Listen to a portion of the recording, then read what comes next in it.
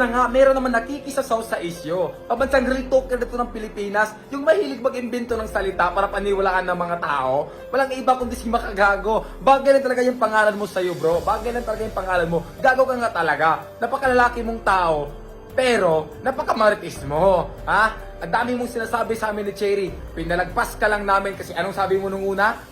Boy Tapang, gawa lang ako ng video ha, hype lang. Sabi mo sa amin ni Cherry, hype lang ha. Nagtaka si Cherry kung bakit mo siya binanatan kasi wala namang ginagawa si Cherry sa'yo. Yun nga, dahil trending yung issue, nakisaw-saw ka para magkaroon ka rin ng views, so, di ba? So, ayun, ano mas sinasabi mo sa amin, tinitira mo kami palagi, pinalagpas lang namin yon kasi naintindihan namin ni Cherry na hype lang. Kasi nagchat ka nga sa amin na, Boy Tapang, hype lang to ha. O, tuloy nyo rin yung ginagawa mo. So, hinayaan namin, pinalagpas namin yung unang mga sinasabi mo, natutuwa kami ni Cherry kasi hindi kami naniniwala sa mga sinasabi mo. Kasi nga, hype lang, di ba? Hype lang. So, yun. Dumating yung, sa sobrang hype mo, pati sarili mo, na-hype na rin. Gumawa ka ng part 2 kasi maraming taong nabilib sa'yo. Maraming taong napabilib sa'yo sa mga sinasabing imbento. So, sinasabi, ito, babalikan natin yung lahat ng mga sinasabi mo sa akin. Ano yung sabi mo sa akin? Tanga daw ako. Oh, yan, tanga daw ako. Ano sa pa? Pangit. Ayan. Ano pa? Ikaw tumulong sa akin. Ano pa? Ikaw nagpasikat sa akin. Lahat ng yan, babalikan natin yan, Makagago. Pasensya na ha, sa sobrang overprotective mo sa akin bilang isang kaibigan na wala ka na sa passing. Paul na lahat naman sinasabi mo, bro. Bro, hype lang dapat gawin mo. Pero yung ginagawa mo, pamabastos sa amin sa sarili namin ni Cherry, binastos mo na pati yung pagiging tropa mo sa atin. Tama ba yung ginagawa mo? Kung tunay mo kung tropa, makinig ka, pakinggan mo to. Mas matanda ka pa sa akin, pero yung utak mo, apakabata ng utak mo. Sa sobrang dami ng salapi mo, yung kulang sa'yo, yung utak mo kasing laki na lang 5. Yung utak mo kasing laki na lang 5. Sa dami mong salapi. So ito, pakinggan mo ito mga agaw. Ako, inis na inis ako sa'yo eh. So ito, ano sinasabi mo sa akin? Ikaw ang nagpasikat sa akin. Sure ka dyan? Ikaw nagpasikat sa akin? Saan? Sa Battle of YouTuber? Ako ngayon nagpasikat sa inyo eh. Di ba?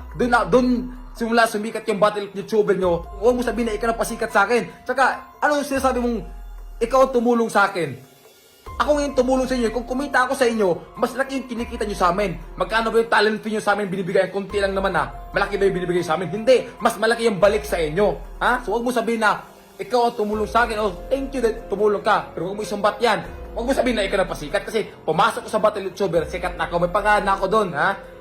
May pangalan. Hindi naman ako kunin kung di ako sikat, di ba? So huwag mo sabihin ikaw nagpasikat. So ngayon, ano pang sinasabi mo? Tanga daw ako. Tanga daw ako kasi pumatulog kay Cherry. Pumatulog kay Cherry kasi daw retokada.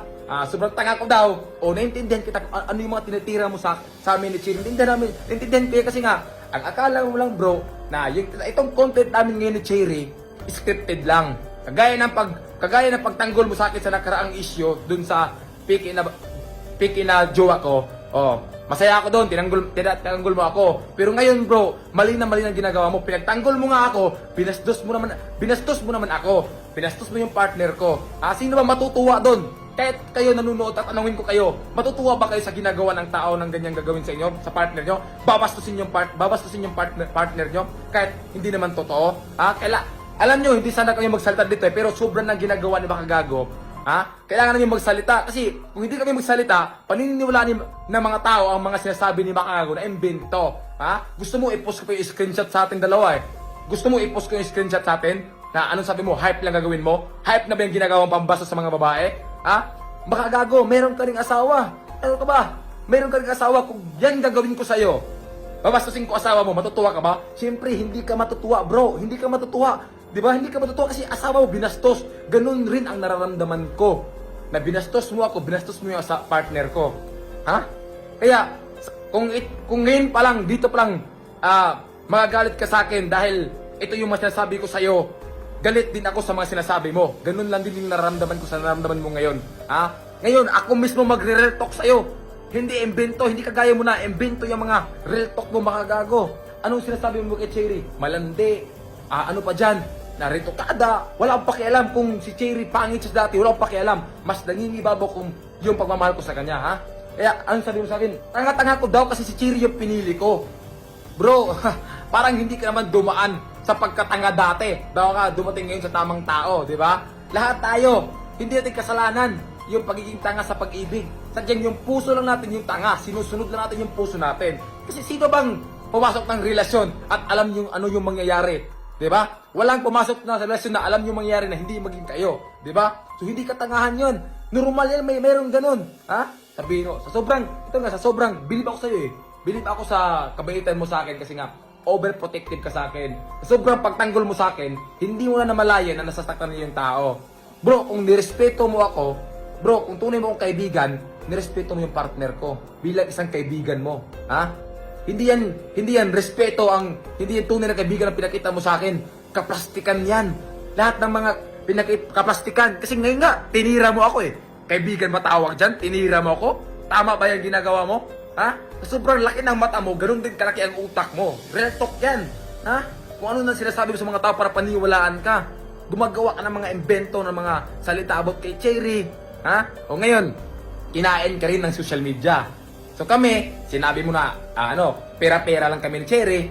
Anong ginawa mo ngayon? Nakikisaw-saw ka. Kasi nga, pera-pera din, di ba? For the views. Nakisasaw ka. Pambansang real talk ka daw eh. Pambansang maritis ka rin. Laki ng katawan mo, maritis ka. Ha? So ano pa sinasabi mo sa amin? So bro, pasensyaan mo na kung ganito yung reaction ko sa akin. Naiinis talaga ako sa'yo eh. Alam mo, naiinis talaga kasi kabastusan na yun. Right ko to na magsalita dahil syempre, partner ko si Cherry. Right ko to na magsalita. Right kong ipagtanggol yung partner ko. Ha? Kahit kayo, naintindihan nyo yan. Kung babastusin yung partner nyo, matutuwa ba kayo? Anong gusto mo makagago? Yung sinasabi mo sa mga taong mga pangit, paniniwalaan nila yon. At anong tingin sa mga tao sa aming dalawa? Malalaswa, di ba? So hindi tama yan. Kaya dapat lang magsalita kami. Ha? Ilagay mo rin minsan yung pagiging hype mo. Ha? Ilagay mo rin. Huwag puro pera. Huwag puro pera, ha? Huwag puro pera nasa utak mo. Kasi alam ko, yung utak ko, naging alkansya na ng pera yan eh. Kaya nga, utak ko parang barya ng 5 eh. Di ba? Kaya ayusin mo rin, bro. Ayusin mo rin yung mga pag-hype-hype mo. Ha? Huwag mong ilagay ko yung screenshot sa, pakita ko yung screenshot kung totoo ba yan? Totoo ba yung sinasabi mo? Di ba sabi mo, hype lang eh. Hype lang to, bro. Hype lang. Huwag ka mag-alala. Tuloy nyo lang yan kay Cherry. Ang dami mong sinasabi about kami ni Cherry. Dapat tunay ang kaibigan, respeto mo kami, bro. Yun lang yung sabihin ko sa'yo. Ayusin mo rin yung mga sinasabi mo. Huwag ka pong invento ng salita. Tropa pa naman kita. Pero ngayon tropa pa rin kita. Pero ngayon, nakadisappoint ka. Kasi wala kang respeto sa akin at sa partner ko. Dapat, kahit yun na lang sana, respetuhin mo yung partner ko. Nakalimutan mo na siguro eh. Partner ko yung si Cherry. Di ba? Sobrang pagtanggol mo, akala mo siguro na scripted lang. Scripted pa rin. Kaya kung ano na sinasabi mo. Diba? So yun lang. Umayos ka mga gago.